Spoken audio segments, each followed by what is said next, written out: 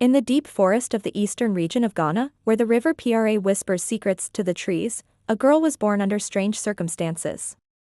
Her name was Efua, but the villagers called her Nsuo, daughter of the river. Her mother, Mame Afi, was a respected herbalist who never spoke about the child's father.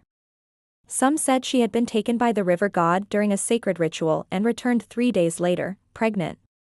Efua grew up beautiful, mysterious, and untouched by village boys. Anytime a man tried to court her, something strange would happen: a fire would break out, a roof would collapse, a snake would appear.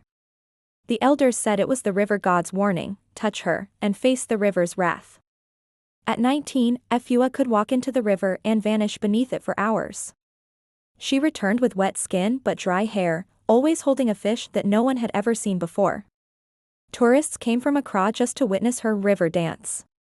She became a sensation. Videos of her swimming upstream like a dolphin went viral.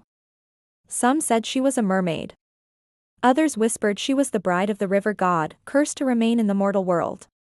Then came Kwaku Mensah, the regional minister's son, rich, spoiled, and reckless.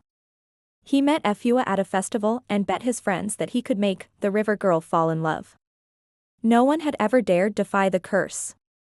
But Kwaku didn't believe in curses. He only believed in attention. He courted her with iPhones, jewelry, and promises of taking her to Dubai.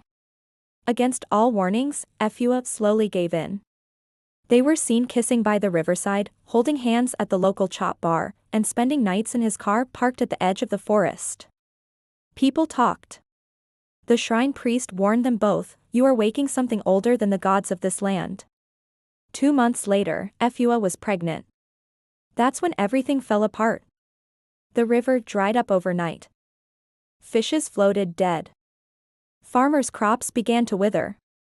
The villagers begged Mame Afi to intervene, but she locked herself in her hut, weeping. One night, Efua collapsed. She screamed in tongues no one understood. Her stomach glowed blue like moonlight on water. The village elders called for a ritual cleansing, but before it could happen, Kwaku disappeared. His car was found deep in the forest, doors open, engine running, but no trace of him. Only his shoes remained, floating on the surface of the now raging river.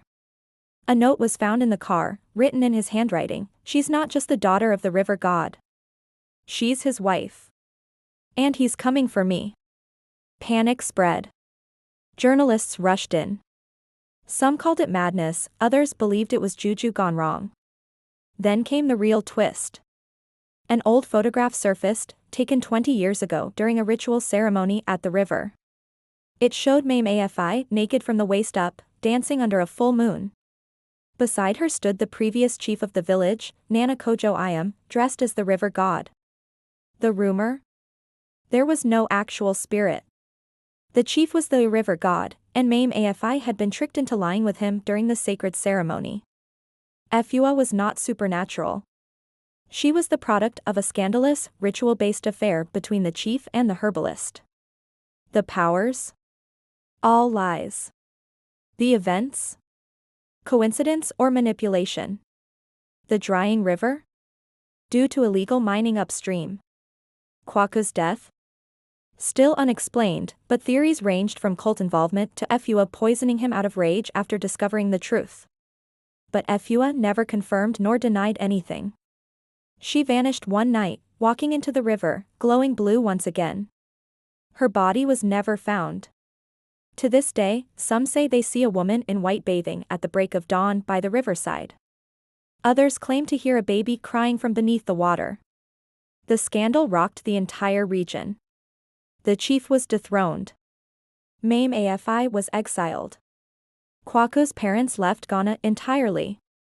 But one thing remains: no one touches the river at night anymore. And every girl born near the water is quietly watched for signs of blue light. And that is the true story of the daughter of the river god. Subscribe to Afro Tales and Vibes on YouTube for more interesting African tales and mysteries.